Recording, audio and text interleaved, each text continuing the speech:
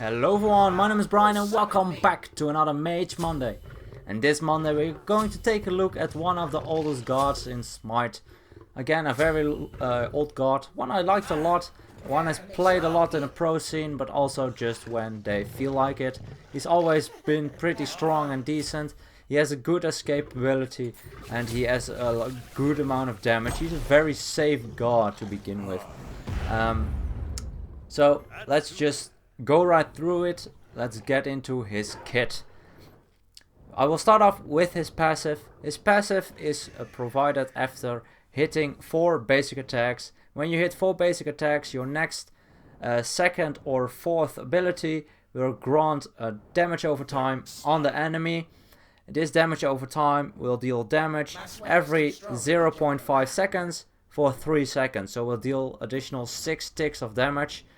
And it will deal 30 flat damage plus some additional magical scaling. So it will be good in late game as well because it scales up with your build. So that's very powerful. It grants some additional damage that someone might not expect because after the damage comes out, the damage over time still is on it. And as you can see, I now have fully charged my passive. You can see it. I have the buff above my health bar and the dot in the middle of the passive above my portrait is there, making so you can see that I have the buff on me. And I don't think the enemy can see it, but well, I can see it, so that's great. Let's start off with the first ability, not a very interesting one because it only has some interactions with his other abilities. And quickly bursting the Habois. But let's continue with this one. This one is an area of effect, deals damage every second for 10 seconds, but that's not its main use. When you use any of your other abilities on that area of effect, the enemy will get stunned if they are inside the radius of your noxious fumes. It will stun them for 1 second. This can be used to guarantee all the damage from coming out. The second ability is Flame Wave. Not a very interesting ability. It just deals damage in front of you and also igniting your one. His third ability is what makes him so safe. It's a very quick dash. The dash leaves a path of flames after him. And that path will stay there for 3 seconds, and everyone getting hit by it will have a dot on them, and that dot will hit every single 0.5 seconds for 2 seconds. So it will also can also have a huge amount of damage, especially late game, just to kill someone. You can dash in aggressively. I don't recommend it because it's your only escape. If you know you're safe and it can guarantee a kill, you can definitely do that because it does make it a lot easier to kill someone. And it will also ignite your wand. So what you can do is put down noxious fumes, dash through the enemy while still going through the noxious fumes. They will get stunned into your path of flames, making sure that dot stays on them longer. Let's continue with his fourth ability. As you can see here, I use it. It's called Rain Fire, I think. You can shoot out a bolt, actually a meteor, dealing damage in a long range area. The area is pretty decent as well, so it's very powerful. It can also be used to ignite your one as well. You can do that in a certain order for the most effectiveness. If you use your ultimate first, you can put the one, your noxious fumes, underneath someone before your meteor has landed. That way you can guarantee the stun, and after that you can shower them with even more meteors. Because he has 3 meteors, well, potentially he has 3 meteors total. As you can see above my portrait, the second meteor is charging up. It's now at 2 seconds, and when those 2 seconds pass, I now have 2 meteors at my disposal. So that can be very helpful. If you have 3 meteors, of course you have a lot more damage than when you have only 1 or 0. Also, one thing to note, his ultimate doesn't cost any mana, and I'm not sure what Asilla was thinking. Bit unfortunate. I walk forward into a Hubba ultimate, also not recommended. But like I was saying, it doesn't cost any mana, so that's definitely something that can help out a lot. And at this point I try to dodge, but that's not the case. Nice rally and a lot of damage. Early game your 2 will deal more damage than your ultimate, but once your ultimate is maxed out, you will definitely deal a lot more damage to them with your ultimate than with your 2. Also, your ultimate being such a long range definitely will help out a huge amount. So let's go over the build. Since it's assault, I figured it would have been better if I picked up some penetration, because we are against 3 warriors, so 3 potential tanky targets. That can definitely make things interesting.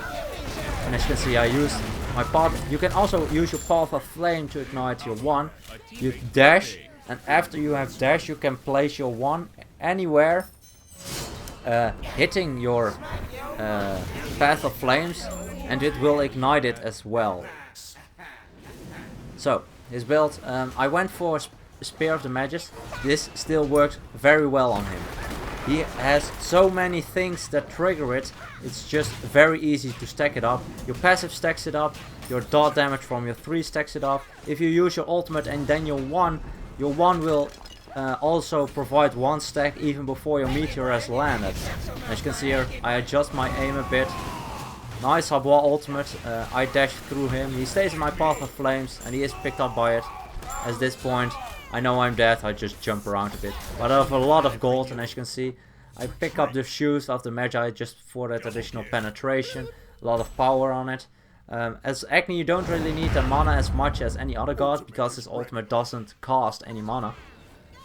And also, having Chronos Pendant, I don't think I will have any mana issues anymore at all. So that will definitely help out a bunch. The cooldown reduction is very powerful, also on his ultimate. His meteors have 20 seconds cooldown standard, so that's actually a very low cooldown. And with additional cooldown reduction, that will definitely allow you to deal more damage, use your abilities more often, annoy your enemies a lot more with those noxious fumes. An item that you can also pick up that works very well with Agni, I believe, in my opinion still.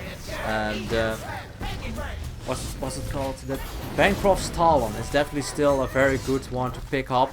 And that's just for the sheer fact that he has a lot of stuff that deals huge amount. Well, he has a lot of stuff that deals a lot of damage. And if he is a bit lower, I tried to heal Scylla a bit. Unfortunately, it was too late on it. But yeah, Bancroft's Talon, a lot of damage early on. If you get a bit lower, you'll do even more damage. And because his damage is so safe, because his ult range is so long, you can still deal a lot of damage with low health. It's kind of like Janus with his 2. His 2 can also go through walls, and he can go through walls himself. So you're having a rough time finishing off this Hercules, missing every single ability. This Hercules is sometimes really annoying. I really think I need some healing reduction just to deal a bit with that Hercules. Divine Rune definitely something that's very good to pick up on an Agni if you're against healers, because even his 1 will trigger it.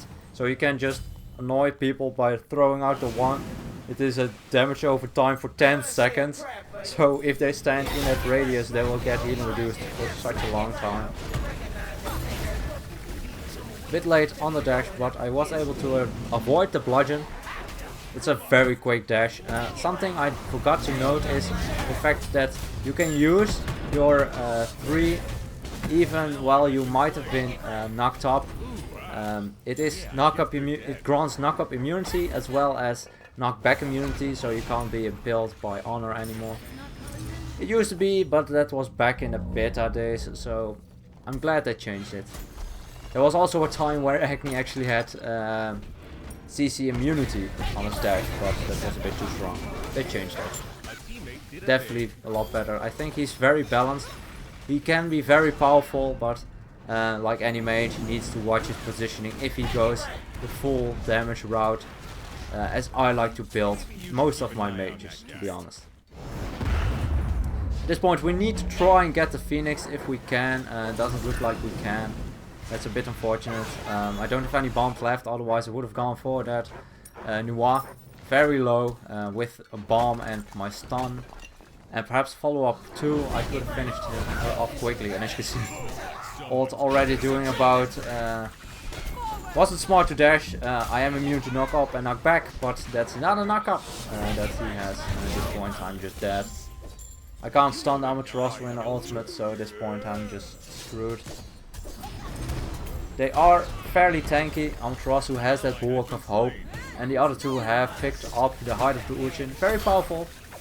Definitely a good item, especially in assault, because you can't really avoid getting stacks because at some point someone will die, and if you're there, you'll get a stack.